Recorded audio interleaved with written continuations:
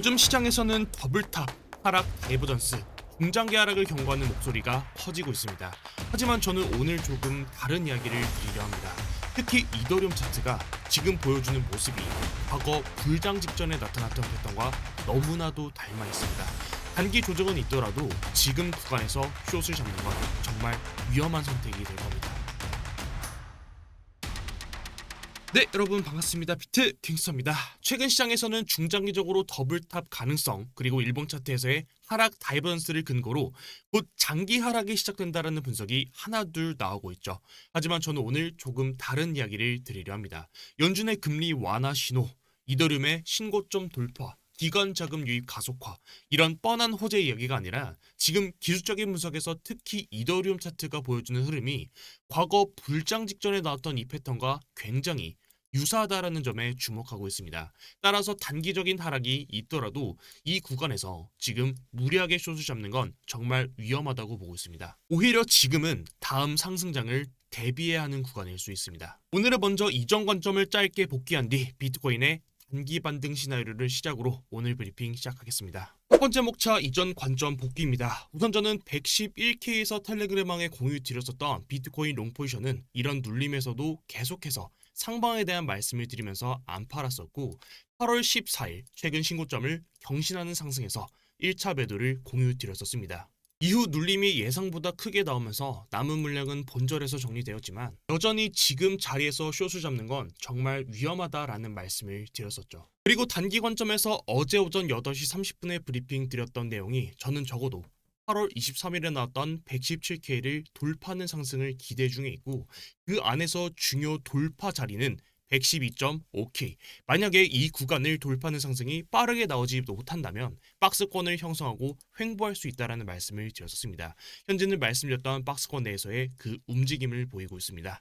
영상 시작 전에 보시는 이 브리핑은 제가 직접 운영하는 텔레그램 방입니다. 오늘 유튜브 고정 댓글에 입장 링크 게시해 두겠습니다. 입장은 100% 무료로 진행하고 있고요. 영상보다 좀 더 빠르게 브리핑 받아보실 분들, 그리고 영상에서는 다 담지 못하는 브리핑까지 같이 받아보실 분들은 들어오셔서 다음 브리핑 기다리시면 되겠습니다. 우선 첫 번째로 단기 반등 가능성입니다. 현재 구간에서 중요한 저항 자리이자 돌파 시 강한 상승을 보일 수 있는 구간은 112.5K입니다. 112.5K는 더블탑 패턴을 형성한 넥라인과도 겹치는 구간이며 현재 강한 저항 자리로 자리 잡고 있는 구간입니다. 최근 어제 고점에서도 1시간봉에서 두 차례 저항받았습니다. 과거 2023년도 1월달 차트에서도 더블탑을 형성했었던 넥라인을 하방으로 부시는 하락이 나오고 이후에 돌파하면서 강한 상승이 나왔었습니다. 2024년 1월달에도 똑같은 패턴이 출현했었습니다. 더블탑을 형성했었던 넥라인을 하방으로 부시는 하락이 첫 번째로 나오고 이후 돌파가 나오면서 강한 상승이 나왔었습니다. 현재 차트도 동일합니다. 현재 차트에서 더블탑을 형성했었던 넥라인이 딱 112.5K입니다. 해당 구간을 돌파하는 이 상승에서 강한 상승이 출현할 가능성이 높고 저는 이 구간을 돌파하는 상승이 충분히 나올 수 있을 것으로 차트를 보고 있습니다. 하지만 제가 텔레그램방 브리핑에서도 말씀을 드렸듯이 112K를 바로 돌파하지 못하면 하단으로는 109.5K를 두고 박스권을 형성할 가능성이 높은 구간이다라는 말씀을 드렸었는데요. 만약 지금 넥라인을 상단에 두고 1시간봉에서 음봉으로 거래량을 터뜨렸던 이 구간에 몸통 구간이 아니라 아래꼬리 구간에서 오래 시간을 끈다면 25년 8월 26일에 형성되었던 저점인 108.6K를 한 번 더 깨고 올릴 가능성이 높습니다. 저는 만약 여기서 시간을 끌고 저점을 낮춘다면 이 밑에 구간에서 비트코인 롱 포지션을 한 번 더 진입할 계획이고 이 구간이 와준다면 가장 빠르게는 텔레그램 방에 남겨드리겠습니다. 다음으로는 오늘 영상 인트로에서도 말씀드렸었던 불장 패턴입니다. 현재 이더리움은 고점을 계속해서 넘겨주고 있지만 아래 쌓이는 고점을 넘기지 못하고 있고 일봉에서 하락 다이버전스가 두 차례 연속으로 형성되었습니다.